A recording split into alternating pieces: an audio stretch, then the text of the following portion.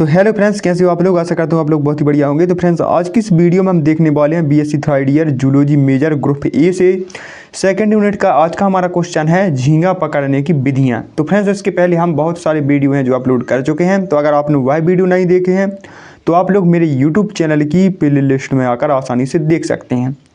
तो चलिए फ्रेंड्स, आज की इस वीडियो को हम स्टार्ट करते हैं। तो इसके पहले अगर आपने चैनल को सब्सक्राइब नहीं किया, सब्सक्राइब अवश्य कीजिएगा और इससे वीडियो को है जो शेयर करिएगा अपने दोस्तों के साथ, जिससे उनकी भी मदद हो सके। तो चलिए वीडियो को स्टार्ट करते हैं। देखिए, सबसे पहला आता है इसमें नेट्स यानी कि जाल। झींगों को पकड़ने के लिए सामान्यतः कपास, सन, नायलॉन के जाल बनाए जाते हैं जो निम्न प्रकार के होते हैं और इनका उपयोग इस प्रकार से किया जाता है। इसको हम देख लेते हैं। तो देखिए, सब फर्स्ट है बैरियर जाल।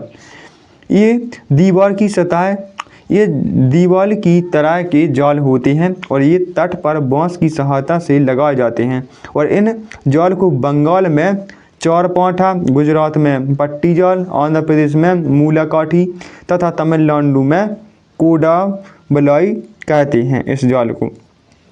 अब देखिए, इसके बाद आता है नौका जाल। इसको हम देख लेते हैं।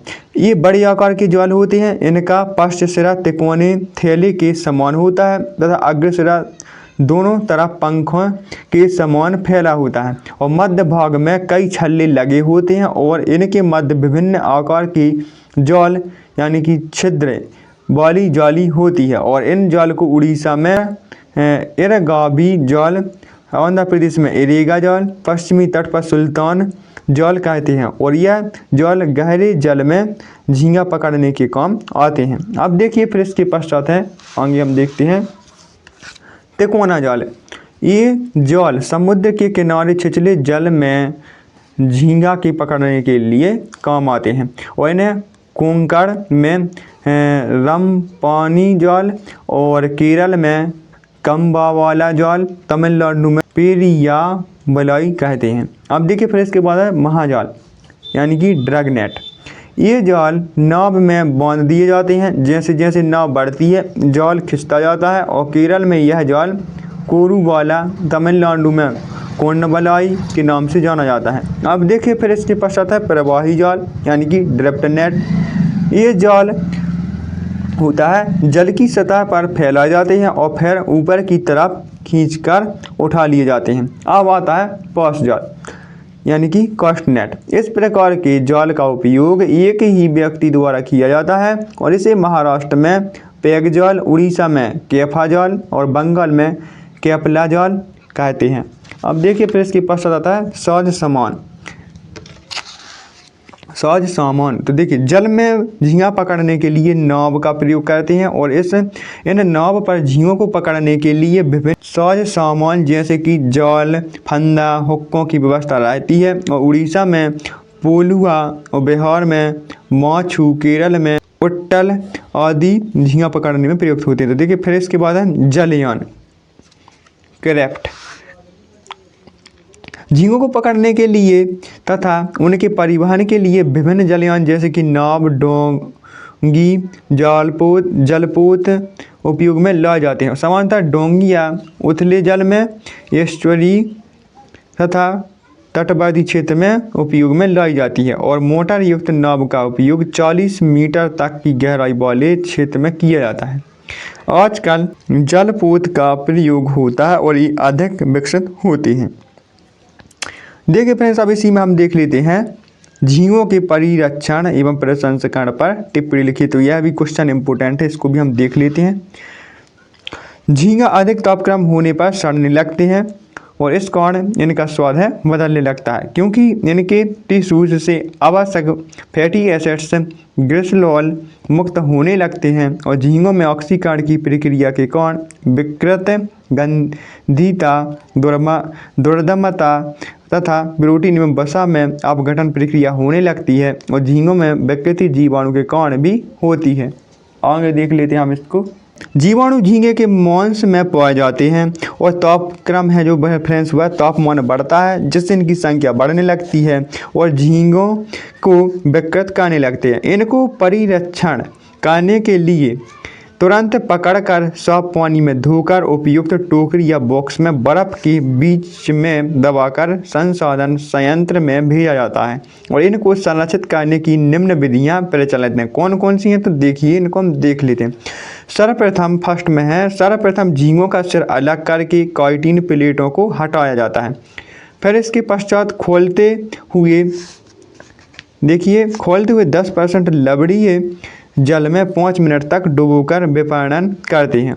फिर इन झींगों को 2 डिग्री सेल्सियस के ठंडे जल में डुबोकर रखते हैं और इस प्रक्रिया को कंचितकरण यानी कि ग्लांजिंग कहते हैं। अब इन झींगों को गहरे हिमीकरण में संग्रहण कर लेते हैं। अब देखिए फिर इसके बाद सेकंड, इस विधि में झींगों का सिर तथा काइटिन प्लेट अलग कर शुद्ध क्लोरीन जल में डुबा देते हैं या डुबोकर रखते हैं। और देखिए अब इन्हें 12% सोडियम ट्राइपॉलीफॉस्फेट, 4% पोटेशियम डाइहाइड्रोजन फॉस्फेट तथा 16% सोडियम क्लोराइड के मिश्रित घोल को जल में मिश्रित कर ठंडा कर लेते हैं और इसके उपरांत निर्जलीकरण कर वायुरोधी डिब्बों में बंद कर देते हैं और इसको तांबे के बर्तन में नहीं रखना चाहिए। अब देखिए फिर इसके बाद इसी में है, इसी से रिलेटेड क्वेश्चन फ्रेंड्स है जो कि इम्पोर्टेंट है, आप लोग इसको भी अवश्य तैयार कर लीजिएगा। तो देखिए इसको हम देख लेते हैं। दिया गया है, झींगा मछली के परजीवी बीमारियों और उनके नियंत्रण पर टिप्पणी लिखी है। तो देखिए यह इस प्रकार से है।